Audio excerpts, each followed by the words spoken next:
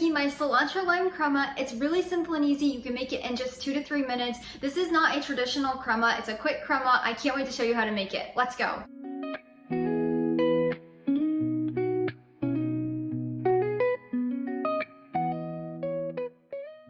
So a few months ago, I was making a chorizo taco and I wanted something to freshen it up. So I made a lemon or a lime crema. I think I did lemon, I'm not sure, but I've done both and I absolutely loved it. My husband loved it. And then we like to put cilantro on top of our tacos. So the next time I made it, I decided why not add the cilantro in with the lime crema and mix it together. And oh my goodness, we fell in love. This is a great recipe or sauce to have on the side for tacos. You can dip sandwiches in it. You can put it on sandwiches. Really, there are so many uses for this recipe.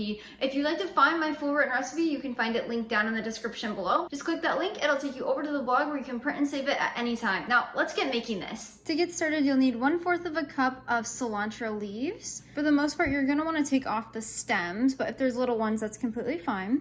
And then we're just gonna finely chop this with a knife. A lot of people will just put this in a blender, but I like to chop it up. It just makes the herbs taste better, and I like the look of it. When you've got it roughly diced up like this, it's ready to go in our mixing bowl. Now to our mixing bowl, we're gonna add in 1/3 of a cup of sour cream. I like to get the Daisy brand because it doesn't have any added ingredients or additives. You'll also add in 1 tablespoon of lime juice. And finally, 1/8 of a teaspoon of sea salt. Now we're just gonna mix this until it's completely combined. You can do this with a spoon, a fork, or a whisk.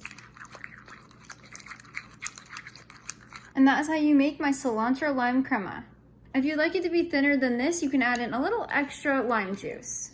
Now you can use this right away or you can store it in the fridge for up to 1 week in an airtight container. I'm so glad you could join me today in the kitchen. I hope this recipe finds a special place on your kitchen table, whether it's summer, spring, fall, or even winter. It really freshens up dishes, especially that are heavier. So a ground beef taco, a chorizo taco, but it's really good still on a chicken taco. I just hope this recipe finds a special place in your home like it has in ours. If you'd like to check out another one of my summer recipes, I'll leave it here or here. Definitely go check that one out. It's just as delicious. Until next time, go serve God by loving your family one recipe at a time.